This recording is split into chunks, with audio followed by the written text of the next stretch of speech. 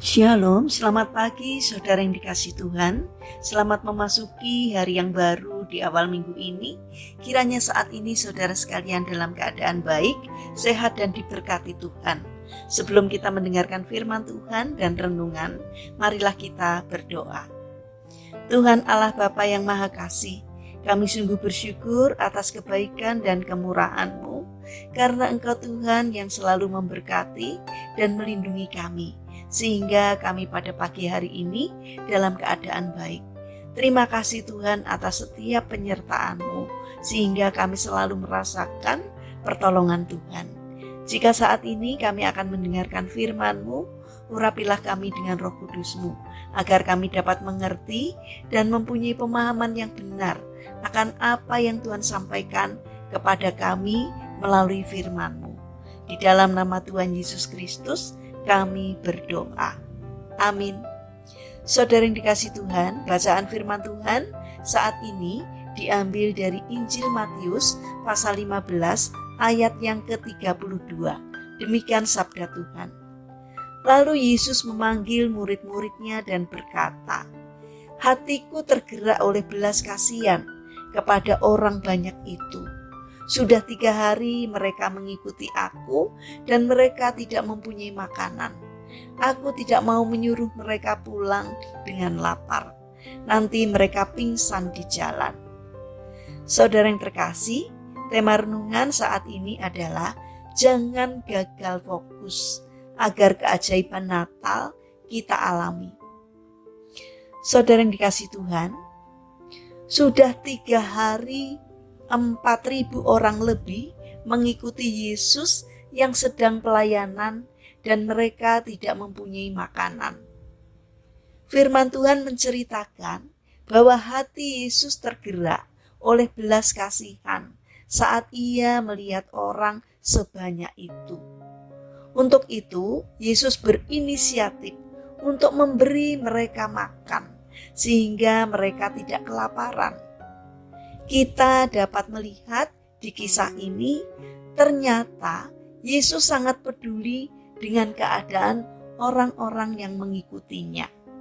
Yesus tahu persis kebutuhan utama orang-orang yang dengan setia mengikutinya. Seandainya saja mereka tidak setia mengikuti Yesus, maka sangat mungkin mereka tidak melihat, tidak merasakan, dan menikmati mukjizat yang Yesus lakukan.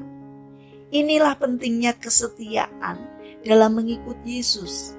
Jika kita setia mengikuti Yesus, seumur hidup kita, tentu kita akan melihat mukjizat demi mukjizat yang Yesus lakukan untuk kita.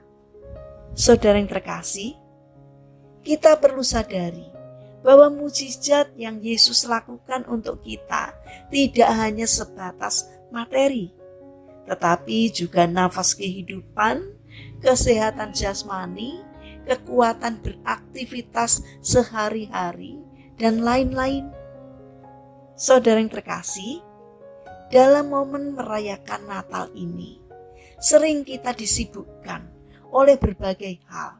Dari kesibukan kita berbelanja, membuat parsel, mendekor, dan kegiatan-kegiatan gereja yang sangat padat dengan alasan mempersiapkan Natal, Tahun Baru, supaya meriah, dan lain sebagainya.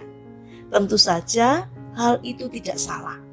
Namun kita perlu melihat kembali, jangan-jangan dalam merayakan Natal kita gagal fokus.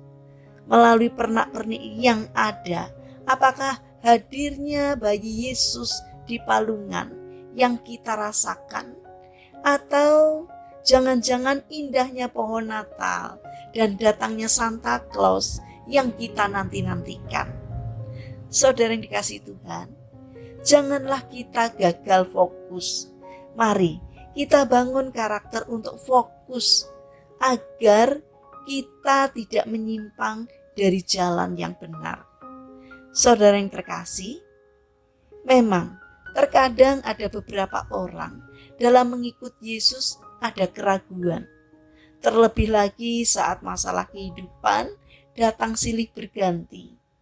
Jika iman kita sedang down, alangkah baiknya kita melihat kembali ke belakang, lalu menghitung kembali berkat Tuhan yang telah kita terima. Bila kita masih hidup dengan kebutuhan yang tercukupi sampai saat ini, berarti kehidupan kita tidak pernah terlewatkan dari mujizat. Mujizat selalu berkelanjutan di dalam kehidupan orang percaya. Bukan hanya Tuhan tidak akan membiarkan pengikutnya yang setia kelaparan, tetapi juga tidak akan membiarkan mereka terkapar ketika menghadapi masalah.